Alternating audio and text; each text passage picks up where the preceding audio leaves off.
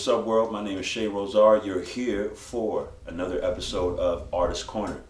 And I'm also here with Kauzeni. And we are Titan Epics.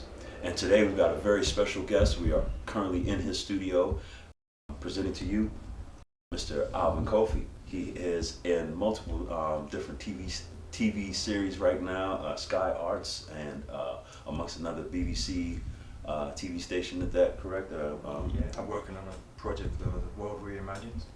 Yeah, so it's an honor to have you here today, man. Black art is very important to us, and we just want to express it. And I want to be able to express it in the best way or the best form in what I'm doing. For yourself, it's one of those things where you're having to depict it on a world scale in different ways, but in a traditional way also. So how do you feel about the black form, and how do you what's your best way of expressing that, when it comes to, because I know you have things that are commissioned to you or different projects, but just tell us a little bit about the black form in terms of how important it is to you. Well, if you look generally in history, in terms of the history of our timeline, you'll find that the black form has been hijacked. Originally from our own traditional cultural expression, you'll find that you'll see that how we expressed, we have formalized ways to how we express the form. We had concepts, ideas, ideologies, to which that form that gave the blueprint to how those forms would be expressed. And then when you see the kind of dominance of colonization and Western culture, then the black form or the representation of, say, the black or African presence within the figure now gets disseminated.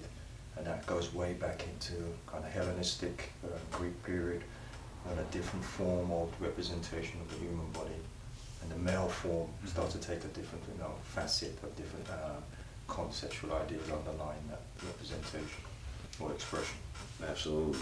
So what do you think about the black form? Because I know you have that stuff heavy in your comic books, man. So my background is like scientific, right? So I study biomedical science at university, so I always had a expertise in anatomy. And when you just kind of look at black people, the tapestry of black bodies, texture and all that, it's so varied, from like long and sinewy to small, wide, and like me, I'm quite a wide guy, and it's like you just see that beauty in the shape. Even women, is like varied in bodies, like that. The thing that once upon a time was vilified, the idea of a curvaceous woman, now is kind of like the hottest thing, but we were always consistently like that. Again, varied.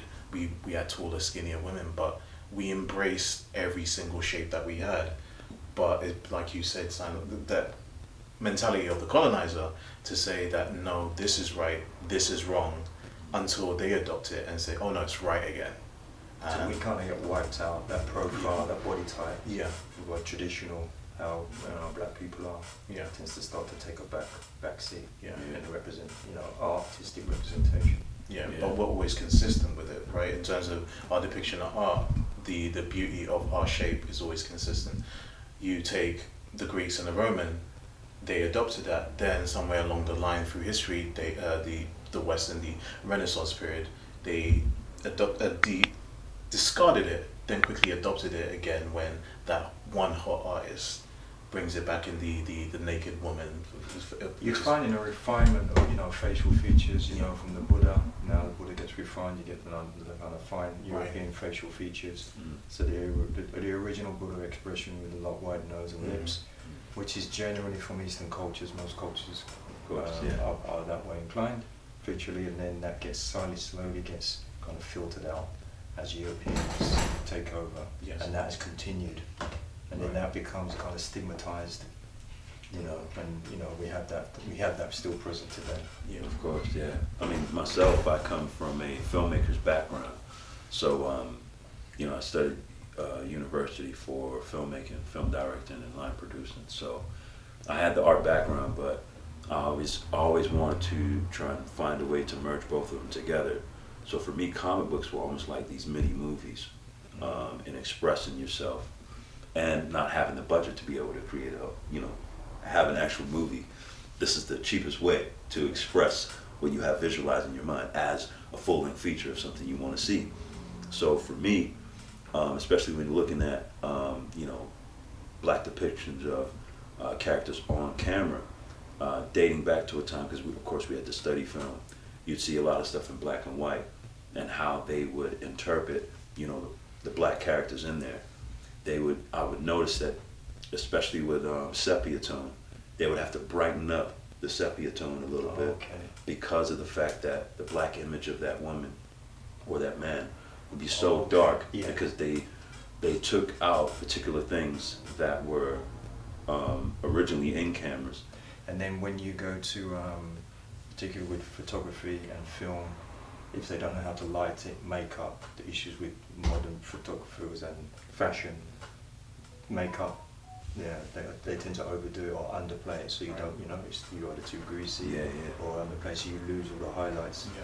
So it's across mediums that they've had that problem. But now we have black makeup artists, black photographers, and it's taken time also to get to that place, because we still ain't there. We're still not there. Why do you think that is? Because I have a perspective on it, but why do you think we're not there yet? Traditionally, say art as a practice, say within the white community, is quite acknowledged, is quite an accepted thing.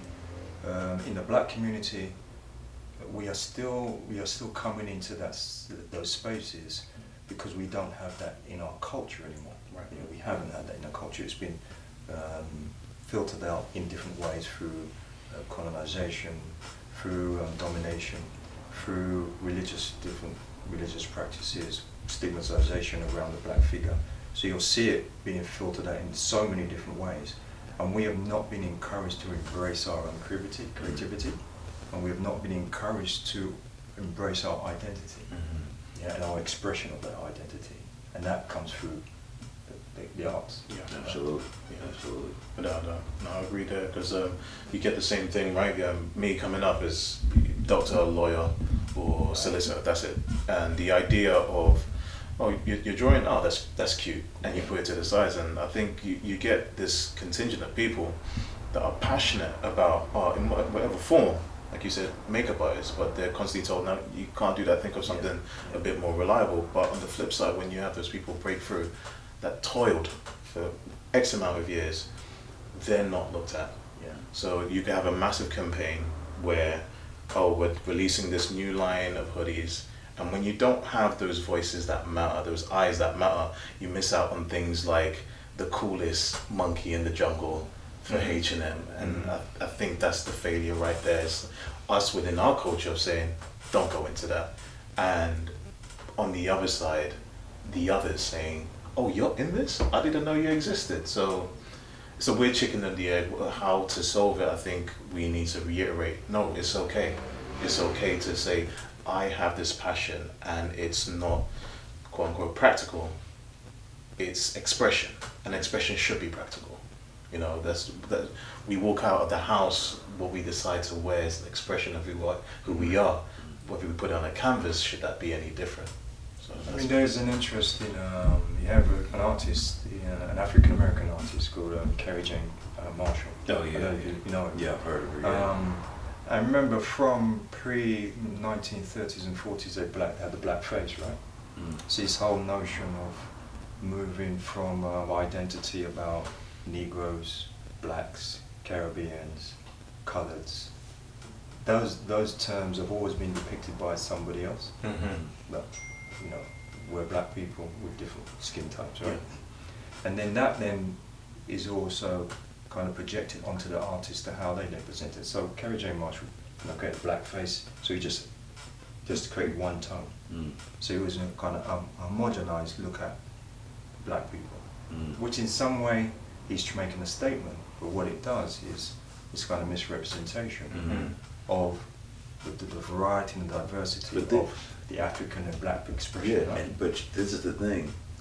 Learning about her in history, she actually helped teach me in a sense. And the reason why I say that is because white art teacher would say to me, well, this is your representation here. And I'm like, no, we're multicolored.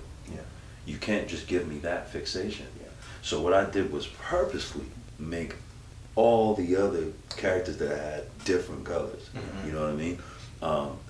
And that way, it would drive her crazy because she'll come back like, this is not what I asked you to do. I'm asking you to do this. I said, but she's already done that. Marshall's already done that. Why am I going to do what she's already done? You're telling me to come to self-expression, then you're doing that to me. But this is the thing. We're always supposed to be given these guidelines.